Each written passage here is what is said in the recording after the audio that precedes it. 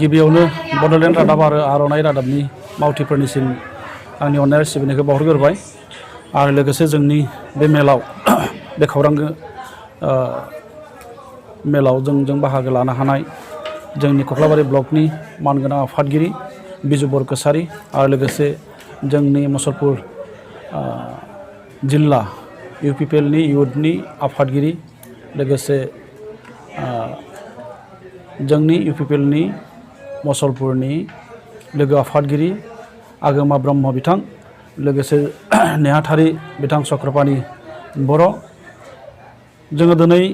बे खौरां मेलखौ लेंनायनि गुबै जाहोनानो जाहैबाय मा थांनाय 26 सेप्तेम्बराव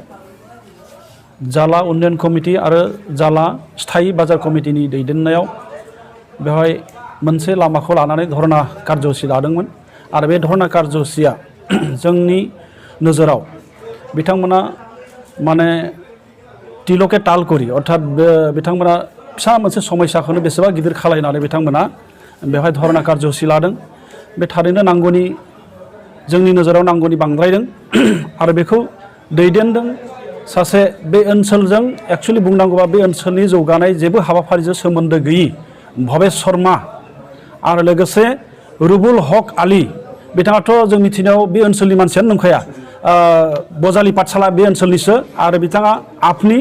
सासे कर्मि होननानै जों मिथिदों जे बिथांमोना राजनैतिक भाबै किसुमान बाथ्राफोरखौ बुंनाङि बाथ्राफोरखौ बुंदों दिनै जों बेखौनो बुंनो नागिरदों सोरखौबा दिनै मुर्दाबाद होनानै आरो सोरखौबा दिनै गबेक होनानै समस्याया माब्लाबा समाधान जाया बे समाधाननि लामा नङा बिनिखाय बिथांमोना गणतान्त्रिक भाबै गणतन्त्र देशनि नागरिक हिसाबै प्रतिबाद खालामनो हायो बेखौ जोङो गनायो नाथाय बिथांमोननि जिथु कार्यसुचि बे थारैनो नंखाय एसेल' लामानि थाखाय दिनै एसेबां गाज्रि धरनै बिथांमोना प्रतिबाद खालामनायनि कुनु अर्थ गैयामोन बेखौ आल'सनानि गेजेरजों बिथांमोना समाधान खालामनो हानायनि बेबस्था दङ आरो दिनै बिथांमोना माखासे अभियोग लाबोदों इउपिपिएलनि जोंनि दैदेनगिरि प्रमद बर'नि सारनि बिथिङाव आरो लोगोसे इउजि ब्रह्म सारनि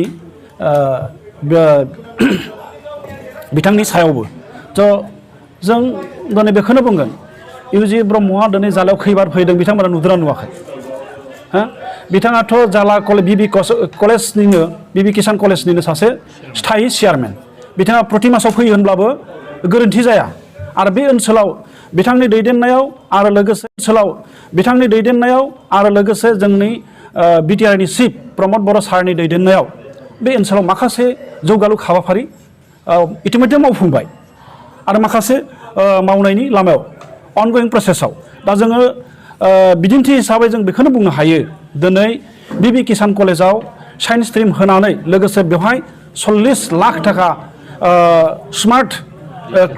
क्लासरुम टिचिं रुम बानायनो थाखाय बिथाङा होबाय आरो लोगोसे खाथि खाला माखासे लामा दिनै गुदिल मिसननि दाराय मावफुंनाय जादों जेरै नैबे घरामारा एलपि स्कुलनिफ्राय थोंजोङै हमेश्वर दास बिथांनिसिम मोनसे लामा मावफुंनाय जाबाय आरो बेवहायनो खाथियावनो थानाय गंसे एलपि स्कुल घरामारा एलपि स्कुल बिनि बाउन्डारिखौ लुफुंनाय जाबाय पुब खाग्राबारिनिफ्राय मण्डल सुपासिम बेबो सिसि ब्लकनि लामा इतिमध्य जानानै थांबाय आरो जालानिफ्राय सराइमारिसिम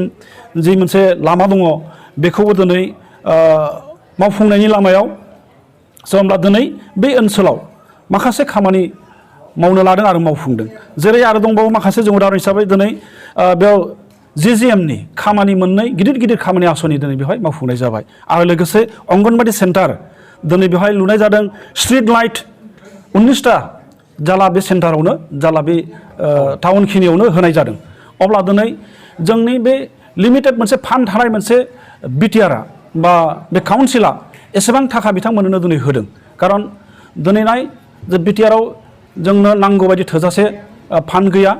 थेवब्लाबो बे ओनसोलनि गोनांथिखौ नायनानै जोंनि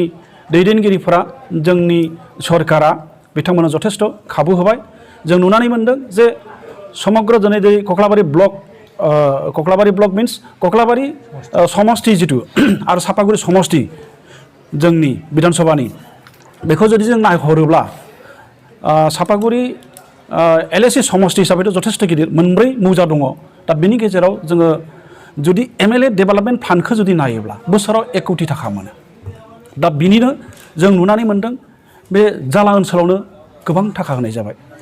जोंथ' नुना मोनदों 10-12 कोटिनि खम जायाखै बेवहाय